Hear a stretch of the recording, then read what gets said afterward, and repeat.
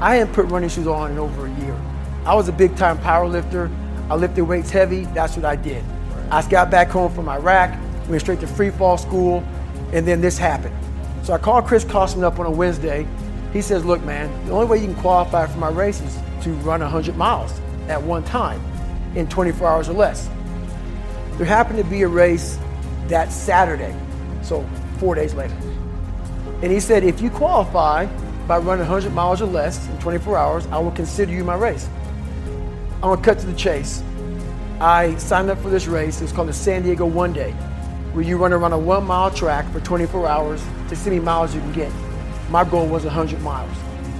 So I got to mile 70 and I cleared 70 miles in like 12, 13 hours pretty quickly. But I was done. My feet were broken. I was stress fractures, shin splints, muscles were tearing. I was in bad shape. I was eating Ritz crackers and drinking Mileplex. That's all I had. No water, didn't know what the hell I was doing out there. Had on some tube socks. It was just ridiculous. It was a clown show. So I sat down at mile 70, and at this time I was married. And I look at my wife and I was like, I'm messed up bad. So I literally start to turn white. And when a black guy turns white, you're pretty fucked up. So here I am, I'm all fucked up in this chair. I'm at mile 70, I think I got 30 fucking miles to go. I'm jacked up. I gotta go to the bathroom, and the bathroom's like 20 feet from me. It's a porta potty. I can't get out of the fucking chair. So I'm peeing blood down my leg. Whoa. Pooping up my fucking pack. And I got 30 miles to go. And I can't stand up because my blood pressure's all messed up. I've been in 3 hell weeks, Ranger school, overcome so many obstacles in my life. This last 30 miles of this race is when I realized a human being is not so human anymore. We have the ability to go in such a space if you're willing to suffer, and I mean suffer. Your brain and your body, once connected together, can do anything. And this 30 miles was the life-changing moment.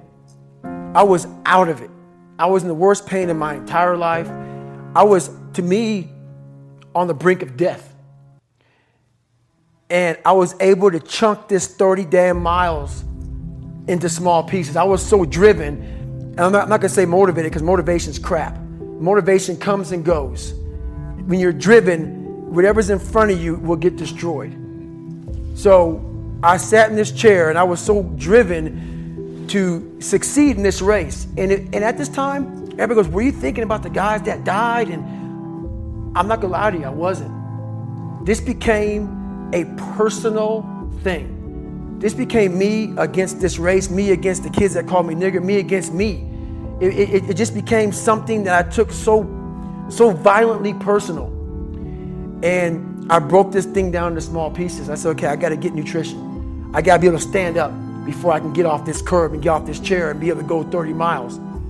So I went through all these small steps and I was able to stand up. And then from standing up, I was literally walking around with my wife at the time, and she goes, you're not gonna make the time. She goes, you're walking like 30-some minute miles.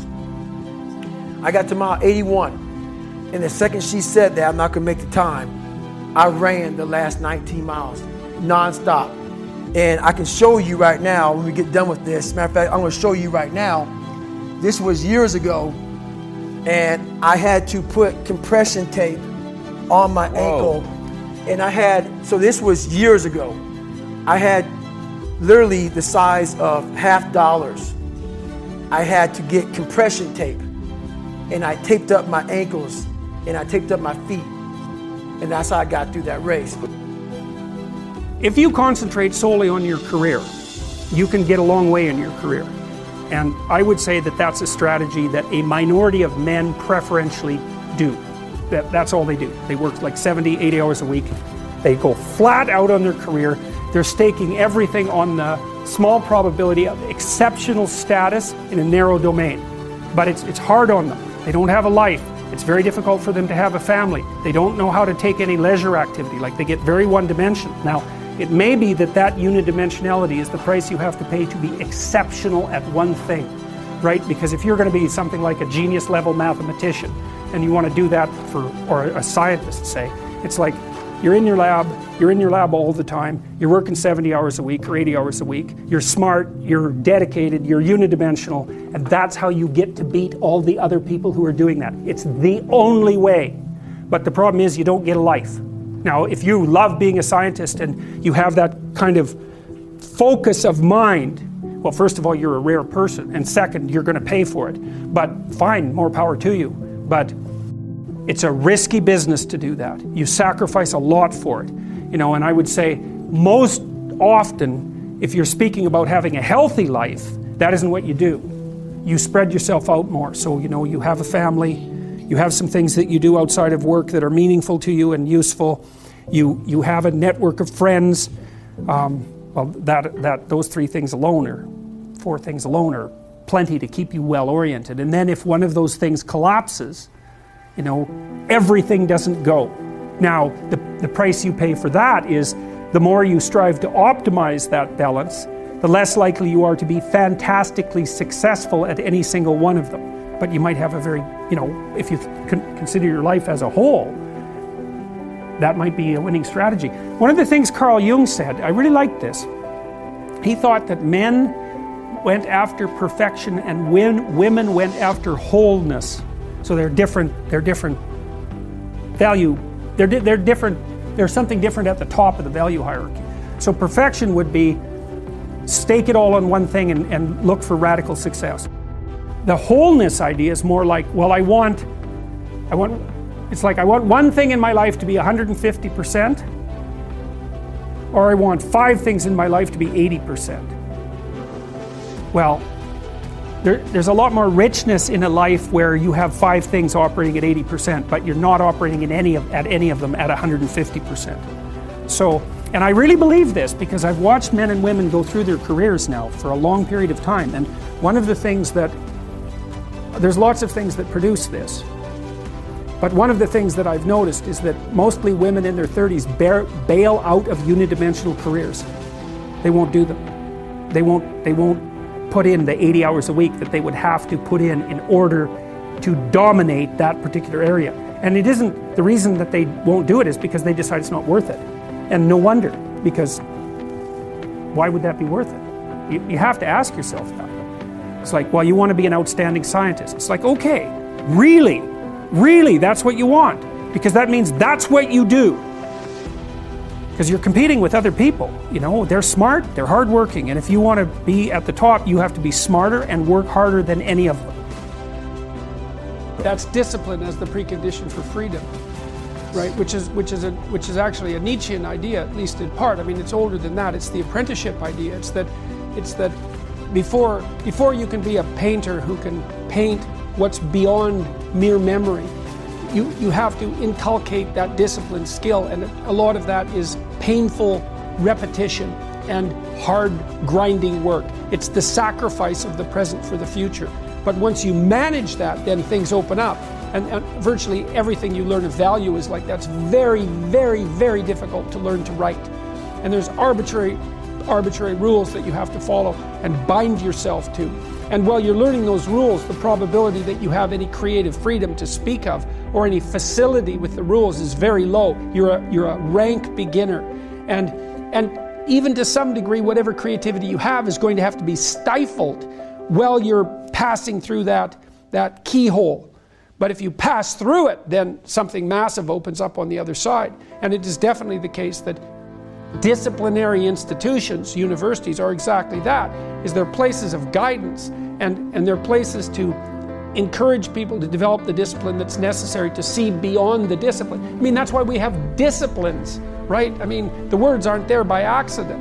You have to narrow yourself first, and then you can broaden outward.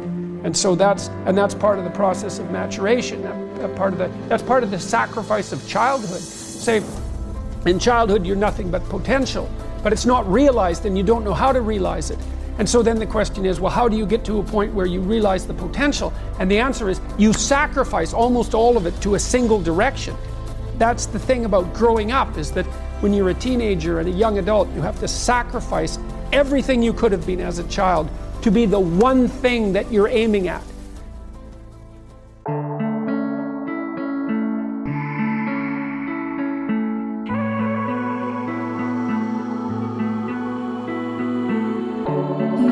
trước rung động là khi anh mất em, thì sao đôi tay không nắm em lại thật lâu. Nếu biết trước khoảng cách dài ngang đối phương, thì mây đã có nhớ mưa khi đêm về quanh. Ta như mát mùa thu vội đi xa, để lại bên kia cứ trông ngóng ta mãi nhớ mỗi khi đêm về. Gió như xé nát bờ vai ai, chẳng kịp thốt nên lời một lần thôi vì mãi ta rời xa. Để những nỗi buồn cứ vẫn bị ai yêu ôi, để những tháng ngày nhai bức tranh xưa gửi vào cát bụi một kiếp đau thương. Lắng động khi hôn ta theo cùng mây xa ngàn phương.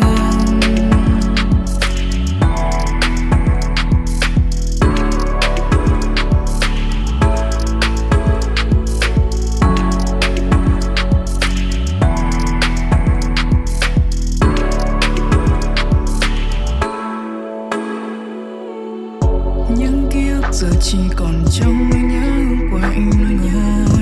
Lá rơi xuống như mưa vội đêm theo đến nơi xa, vẫn những tiếng lòng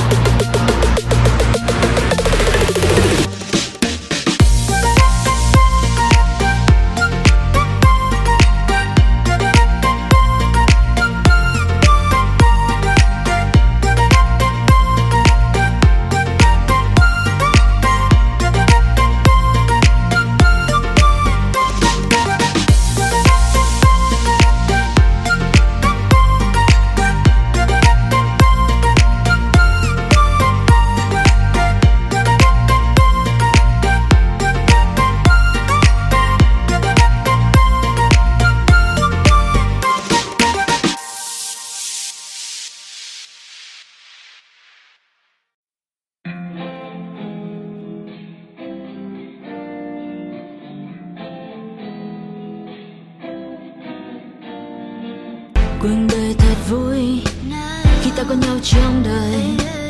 Một ngày cứ thế trôi qua và ta nhận lại bao nhiêu tiếng cười. Mình chỉ nhau đi quanh phố phường. Anh là người khiến con tim em mất thương.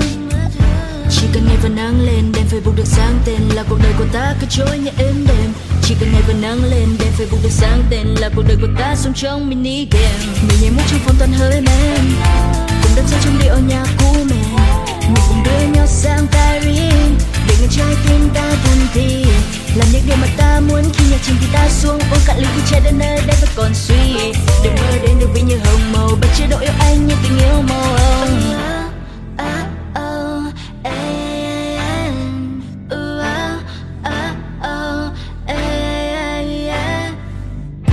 Anh như là con thuyền, em như là đắm chìm.